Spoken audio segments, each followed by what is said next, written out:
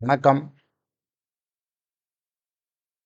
இன்னைக்கு ரொம்ப பேசப்படுற வார்த்தையா இருக்கிற ஒரு வார்த்தை வந்து ஸ்மார்ட் அப்படிங்கிற ஒரு வார்த்தை. எங்க போனாலுமே நம்ம நெறைய கேள்விப்படுறோம் இந்த வார்த்தைய. "ஹார்ட் ஒர்க் பண்ணாத, நீ ஸ்மார்ட் ஒர்க் பண்ணு" அப்படின்னு நெறைய இடத்துல சொல்றாங்க.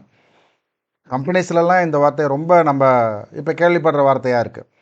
ஸ்மார்ட் ஒர்க், ஸ்மார்ட் ஒர்க் பண்ணு. அது என்ன ஸ்மார்ட் ஒர்க்கு? அது என்ன ஹார்ட் ஒர்க்கு? இது 2ம் என்னன்னு கொஞ்சம் பார்ப்போம். ஹார்ட் ஒர்க்னா என்ன? ஸ்மார்ட் ஒர்க்னா என்ன? சில எக்ஸாம்பிள்ஸ் மூலமா இத புரிஞ்சுக்கிறதுக்கு ட்ரை பண்ணுவோம். இப்போ ஸ்மார்ட் ஒர்க்குங்கிறது இது என்ன இப்போ புதுசா வந்திருக்கா? முன்னாடி ஸ்மார்ட் ஒர்க் கிடையாதா? இப்போ நம்ம எவ்வளவோ பெரிய பெரிய கோவில்கள் நம்ம ராஜாக்கள்லாம் கட்டி வச்சிருக்காங்க. தஞ்சாவூர் பெரிய கோவில் எடுத்துப்போம். ரொம்ப அருமையான, ரொம்ப பெரிய கோவில். இப்போ நம்ம நெறைய கட்டடங்கள் கட்டுறோம். 50 மாடி, 100 மாடி எவ்வளவோ கட்டடங்கள் கட்டுறாங்க. அப்போ அந்த ராஜா கட்டினது என்ன ஒர்க்கு? இப்போ இவங்க பண்ணிட்டு இருக்கிறது என்ன ஒர்க்கு? இவங்க வந்து ஸ்மார்ட்டா ஒர்க் பண்றாங்க அப்படின்னு அர்த்தமா? இல்ல நம்ம இந்த காலத்துல ரொம்ப ஸ்மார்ட் ஆயிட்டோம். அந்த காலத்துல அவங்க கோவில் கட்டினவங்கலாம் அவ்வளோ ஸ்மார்ட்டா கட்டல அப்படின்னு அர்த்தமா? நம்ம இன்னும் ஹைட்டா கட்டிட்டோம். அப்போ அந்த காலத்துல அவங்க அந்த ராஜாக்களுக்கு இருந்த வசதி என்ன? நம்மளுக்கு இப்போ இருக்கிற வசதி என்ன? அப்படின்ற ஒரு ஃபேக்டர் இருக்கு இல்லையா? ஸோ வசதிகள் அப்போ என்ன இருந்தது? இப்போ என்ன இருக்கு? இது ஒரு ஒரு ஃபேக்டர். இதே வசதி வாய்ப்புகள் அந்த காலத்துல அந்த ராஜாவுக்கோ, அந்த கோவில்கள் கட்டினவங்களுக்கோ இருந்திருந்ததுன்னா, அவங்க எப்படி சாதிச்சிருப்பாங்கங்கிறது ஒரு பெரிய ஆச்சரியமான விஷயமா இருந்திருக்கும் இல்லையா? அவங்களுக்கு இருந்த வசதிகள வச்சு அவங்க கட்டினாங்க. அப்போ இத எப்படி நம்ம புரிஞ்சுக்கிறது? எது ஹார்ட் ஒர்க், எது ஸ்மார்ட் ஒர்க் அப்படின்னு? ஒரு 2 பையங்கள எடுத்துப்போம். ஒரு வகுப்புல 2 பையங்க இருக்காங்க. ஒரே வகுப்பு 2 பையங்க இருக்காங்க. ஒரு பையன் வசதியான பையன். அவருக்கு படிக்கிறதுக்கு உண்டான வசதி வாய்ப்புகள் நெறையா இருக்கு. நல்ல பெரிய வீடு, சப்போர்ட் பண்ணுறதுக்கு நிறையா சப்போர்ட்டிங் என்விரான்மெண்ட் எல்லாமே இருக்குது. இன்னொரு பையன் ரொம்ப ஏழை வீட்டு பையன்னு வச்சுப்போமே. அந்த பையனுக்கு அவர் தான் முதல்ல படிக்க வராரு. அவருக்கு ஏற்கனவே அவங்க குடும்பத்தில் இருந்து யாரும் கல்வி பெறவில்லை. அது மாதிரி ஒரு சுச்சுவேஷனில் இருக்காருன்னு வச்சுப்போம். இப்போ இந்த 2 பசங்களை எடுத்துப்போம். நேச்சுரலாக வந்து அந்த வசதி வாய்ப்புகள் உள்ள பையன் நிறையா மார்க் எடுக்கணும் அப்படின்னு ஒன்று நம்ம எதிர்பார்ப்போம் இல்லையா? வசதி வாய்ப்புகள் இல்லாத பையனால் அவ்வளோ மார்க் எடுக்க முடியாது. ஆனால் ஆச்சரியப்படுற ஆச்சரியமூட்டும் விதத்தில் சில ஏழை மாணவர்கள் இந்த வசதி வாய்ப்புகள் உள்ள பசங்களோட நல்ல மதிப்பெண்கள் எடுப்பாங்க, நல்ல பர்ஃபார்ம் பண்ணுவாங்க. அது ரொம்ப ஆச்சரியமூட்டுற விஷயமா இருக்கும். அப்போ இதில் வந்து இவங்களுக்கு வசதி வாய்ப்புகள் இருந்து இவங்களால ஏன் அந்த மதிப்பெண் எடுக்க முடியல? வசதி வாய்ப்புகள் இல்லாத சில பசங்க எப்படி நிறைய மார்க் எடுக்கிறாங்க அப்படின்னா இதுலேயும் ஒரு ஃபேக்டர் வருது. அவங்க நல்ல பிரில்லியண்ட்டாக இருக்கலாம், பிரில்லியன்ஸ். அந்த பிரில்லியன்ஸ் வந்து இந்த வசதி வாய்ப்புகள் இருக்கிற பசங்கள்கிட்ட கம்மியாக இருக்கலாம்.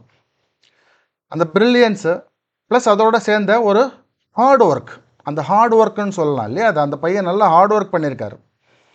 ஹார்ட் ஒர்க் பண்ணி அவர் நிறையா மார்க் எடுத்திருக்காரு அப்படின்னு சொல்கிறோம் இல்லையா? வசதிகள் வாய்ப்புகள் இல்லைன்னா கூட அவருக்கு அந்த பிரில்லியன்ஸ் ஹெல்ப் பண்ணியிருக்கு. ப்ளஸ் அவரோட ஹார்ட் ஒர்க்கு நிறையா மார்க் எடுக்கிறதுக்கு ஹெல்ப் பண்ணியிருக்கு. ஹார்ட் ஒர்க் பண்ணியிருக்காரு அந்த பையன், ஹார்ட் ஒர்க் பண்ணி நிறையா மார்க் எடுத்திருக்காரு அப்படின்னு சொல்கிறோம் இல்லையா? அது மாதிரி ஹார்ட் ஒர்க். அப்போ ஸ்மார்ட் ஒர்க் அப்படின்னா என்னது? எல்லா 2 பசங்களுக்கு ஈக்குவல் ஆப்பர்ச்சுனிட்டி இருக்குன்னு வச்சுப்போம். 2 பசங்களுக்கு equal opportunity, equal supporting environment எல்லாமே இருந்தால் கூட பிரில்லியன்ஸ் லெவல் கம்மியாக இருந்ததுன்னா நம்ம அதை ஒரே வசதி வாய்ப்புகள்னு எடுத்துக்க முடியாது. ஸோ இப்போ இந்த பிரில்லியன்ஸ் லெவல் அதுவும் ஒன்று இருக்குது. முன்னாடி இப்போ எக்ஸாம்ஸ்லலாம் நம்மளுக்கு சொல்லி கொடுத்துருப்பாங்க. நிறையா இம்பார்ட்டண்ட்டான ஏதாவது ஒன்று எழுதும்போது கீழே நல்லா அண்டர்லைன் பண்ணி வை அப்படின்னு. அது என்ன அண்டர்லைன்? அந்த அண்டர்லைன் எதுக்காக பண்ண சொன்னாங்க அப்படின்னாக்கா, அதை நீ அது மாதிரி எழுதியிருக்க அப்படிங்கிறது எடுத்து காட்டு, எடுத்து அவங்களுக்கு அந்த பேப்பர் திருத்துறவங்களுக்கு எடுத்து காட்டுன்னு சொல்லுவாங்க நம்ம ஆசிரியர்கள்லாம் இல்லையா? அது மாதிரி அதுக்கு கீழே நல்ல ஒரு லைன் போட்டு அதை ஹைலைட் பண்ணும்பாங்க. இது மாதிரி ஹைலைட் பண்ணியே நிறைய மார்க் வாங்கின பசங்கள்லாம் இருக்காங்க. பேப்பர் பூரா கோடா போட்டு வச்சுருப்பான். என்னடா அப்படின்னா எல்லாமே இம்பார்ட்டன்ட் தான், அதனால் கோடா போட்டு வச்சுருப்பான் பேப்பர் பூரா. அவன் நிறைய மார்க் எடுத்துருவான் அதில். இது மாதிரி கோடு போட்டே நிறையா மார்க் எடுத்த பசங்களாம் இருக்காங்க. ஸோ இது ஒரு வே ஆஃப் ரெப்ரசன்டிங் ஸ்மார்ட்லி. ஒரு ஸ்மார்ட்டாக அதை நம்ம ரெப்ரசன்ட் பண்ணுறதுக்கு நம்மளுக்கு சொல்லி கொடுத்துருக்காங்க. எல்லா பசங்களும் ஈக்குவலாக தான் எழுதுவான், அதே விஷயத்தை தான் எழுதுவான். ஆனால் அதை எடுத்து காட்டும்போது ஒரு அண்டர்லைன் பண்ணி ஒரு ஹைலைட் பண்ணி அதை எடுத்து காட்டு அப்படின்னு சொல்லுவாங்க. இது ஒரு வே ஆஃப் ஸ்மார்ட்னஸ். ஒரு ஸ்மார்ட்டாக எடுத்து காமிக்கிறது, நம்ம செஞ்சிருக்கிற வேலையை அழகாக எடுத்து காமிக்கிறது. அப்போது ஹார்ட் ஒர்க்குனா என்ன, ஸ்மார்ட் ஒர்க்குனா என்ன? இப்போது ஒரு லேத் ஃபேக்ட்ரி எடுத்துப்போம். அந்த லேத் ஃபேக்ட்ரியில் 2 பேருக்கு ஈக்குவலான வேலை கொடுத்துருக்காங்க. 2 பேரும் ஈக்குவலி ஸ்கில்டு, ஈக்குவலி ஃபெசிலிட்டி 2 பேருக்கும் ஈக்குவலாக இருக்குது அப்படின்னு வச்சுப்போம். Equally experienced workers. ஒரு 50 பீஸ் இதில் ரெடி பண்ணி கொடுங்கன்னு 2 பேர்ட்டையும் சொல்கிறாங்க. 2 பேரும் 50 பீஸ் ரெடி பண்ணிட்டாங்க. கொடுக்கப்பட்ட நேரத்தில் 2 பேரும் அந்த வேலையை முடிச்சிட்டாங்க. அதில் ஒருத்தர் வந்து அந்த பீசஸில் சாக் பீஸை வச்சு நம்பர் போட்டு வைக்கிறார். 1 2 3ன்னு 50 வரைக்கும் நம்பர் போட்டு அழகாக அடுக்கி வச்சுட்டார். அப்போ அந்த அதிகாரி வந்து பார்க்குறாரு, ஏப்பா நல்லா ஸ்மார்ட்டாக ஒர்க் பண்ணியிருக்கியே, நீ ப்ரொடக்ஷன் பண்ண பீஸ்லலாம் நம்பர் போட்டு வச்சுட்ட, it is a smart work அப்படின்னு சொல்கிறாரு. அப்போ 2 பேருமே ஈக்குவலான வேலை தான் செஞ்சாங்க. அதில் இன்னொருத்தர் அந்த பீசஸ்லாம் நம்பர் போட்டு வச்சார். இதே மாதிரி நம்ம கட்டடம் கட்டுற இடத்துலலாம் பார்த்துருக்கலாம். ஒரு மேஸ்திரி 2 பேரை கூப்பிட்றாரு, இந்த ஒரு 50 கல் எடுத்து அந்த இடத்துல போய் அடுக்கி வைங்க அப்படின்னு சொல்கிறாரு. 2 பேரும் கீழே இருந்து எடுத்துன்னு போய் அந்த 50 கல்லையும் மேலே எடுக்கிறாங்க. 2 பேருக்கும் கொடுக்கப்பட்ட வேலை என்னமோ ஒன்று தான். இதில் ஒருத்தர் அந்த கல்லாம் எடுத்துகிட்டு போயிட்டு அழகாக அடுக்கி வைக்கிறார். அப்போ அந்த மேஸ்திரி பார்த்துட்டு நல்லா பண்ணியிருக்கிய அப்படிங்கிறார். அப்போ அது ஒரு ஸ்மார்ட் ஒர்க். 2 பேருக்கு ஈக்குவலான வேலை தான். அந்த 50 கல்லை கொண்டு அடுக்கி வச்சிட்டாருன்னா அவரோட வேலை முடிஞ்சு போச்சு. அது என்னமோ அவ்வளவுதான். ஆனால் அதை அவர் நீட்டாக ஒரு ஓரமாக எடுத்துன்னு போயிட்டு அழகாக அடுக்கி வைக்கிறார். அப்போது அவர் வந்து ஒரு ஸ்மார்ட் ஒர்க்கர்னு பேர் வாங்குறாரு அங்கே, இல்லையா? அப்போது ஹார்ட் ஒர்க்குன்னா என்ன, ஸ்மார்ட் ஒர்க்குன்னா என்ன? இப்போ நம்மளுக்கு எல்லா கம்பெனிலையுமே கேட்குறாங்க, ஒரு வருஷத்துக்கோ இல்லை ஒரு 6 மாதத்துக்கோ நம்ம உயர் அதிகாரி கூப்பிட்டு நீ என்ன பண்ணினேன் அப்படின்னு கேட்பார். நான் இந்த மாதிரி இந்த வேலைகள்லாம் பண்ணினேன். அதெல்லாம் உன்னோட வேலை தான், அதெல்லாம் நீ பண்ணி தான் ஆகணும். அதுக்கு மேலே என்ன பண்ணினேன், அதுக்கு மேலே என்ன சார் பண்ணுறதுன்னா, அதுக்கு மேலே நீ ஏதாவது பண்ணியிருக்கணும். இப்போ அந்த மாதிரி இருக்குது காம்படிஷன் அப்படின்னு சொல்கிறாங்க இல்லையா? எல்லா கம்பெனிலையும் கேட்குறாங்க, நீ என்ன வேலை பண்ணினேன். நாம் கொடுத்துருக்குற வேலையை பண்ணிட்டோம், நிறையவே பண்ணியிருக்கோம். நிறையா நீ கொடுத்துருக்குற, அது உன்னோட வேலை, அதை விட அதிகமாக என்ன பண்ணினேன். அப்போ இது என்னது, ஸ்மார்ட்டாக வேலை செய்ப்பா, ஹார்டாக ஒர்க் பண்ண, ஹார்ட் ஒர்க்கோட ஸ்மார்ட்டாக ஒர்க் பண்ணு அப்படின்னு நிறைய சொல்கிறாங்க. இப்போது இந்த ஸ்மார்ட் ஃபோன் அப்படின்னு ஒன்று வந்தது. அது என்ன பண்ணிடுதுங்கிறத புரிஞ்சுனோம்னாலே ஸ்மார்ட் ஒர்க்னா என்னன்னு நம்ம புரிஞ்சுக்க முடியும்.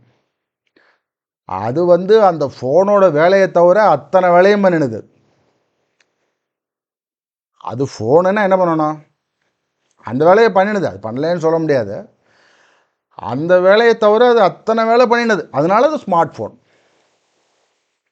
இருக்கிற நிறையா விஷயத்தை காலி பண்ணி விட்டுருது, அது அடுத்த விஷயம்.